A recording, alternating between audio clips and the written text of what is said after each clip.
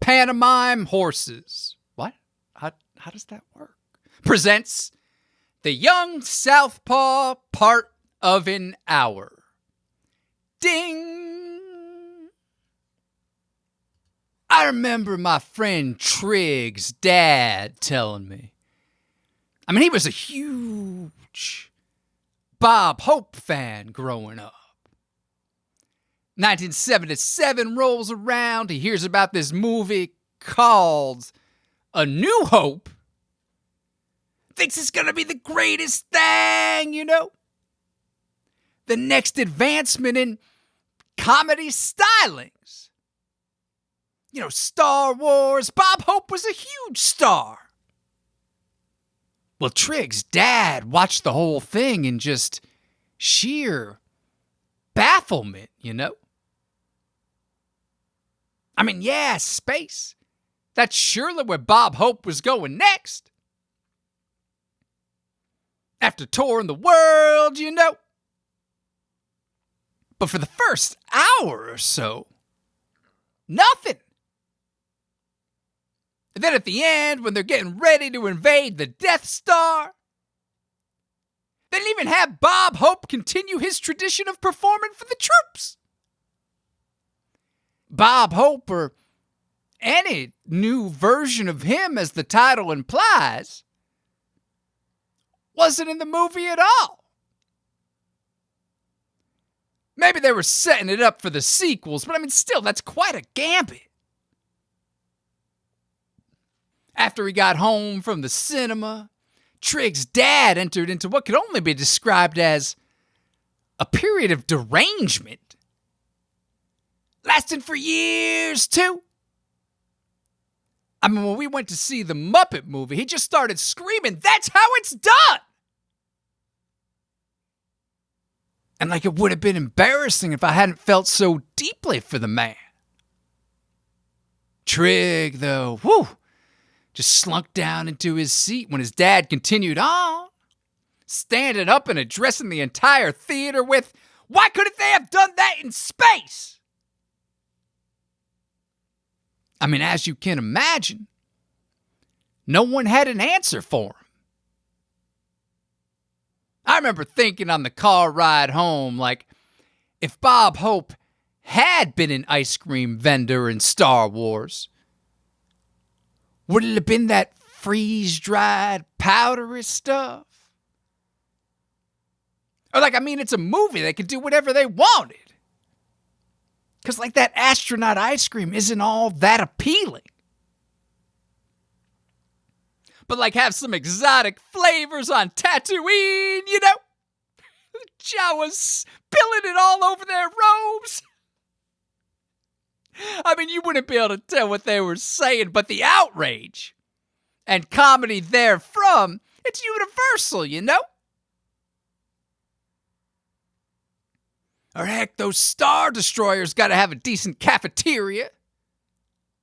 And Mos Eisley must have at least 31 space flavors. Like I'm saying, it doesn't have to be boring.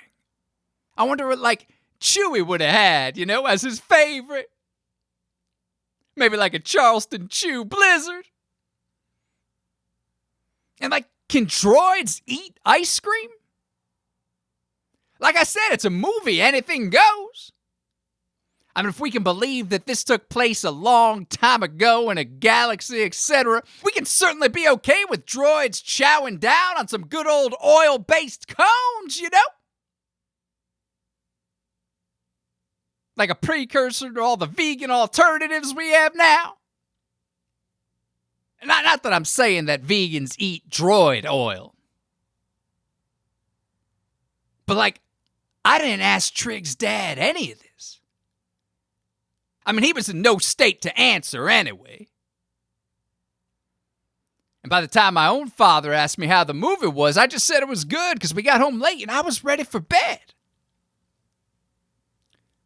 Though I did lie there awake thinking, you know, like, if Bob Hope had been an intergalactic ice cream vendor in both Star Wars and the Muppet movie, like Trig's dad so desperately seemed to want, I don't know, like, Would Bob Hope have been worried about being typecast? I mean, we all went to see Empire Strikes Back together, too. Trig's dad still holding on to the hope. No pun intended. Well, it wasn't intended, but I like the sound of it, you know? But he was still clinging to the notion that Bob Hope would appear in one of the films of this franchise. Give birth to space-age descendants. You know, much like George Lucas had it as a family saga, he was hoping that the Hope clan would continue on into space. And by this point, Trig's dad fervently believed that this is what had been promised to us. And Trig's dad will tell you, he'll tell you, man, that after he saw it a few times, too. Which is kind of weird, but it explains the strange glimmer in his eye as he was walking out of the movies, you know, after Empire. Because he hadn't stood up and accosted anyone about Bob Hope not being in it. But apparently he skipped work the next day and went back to see it again.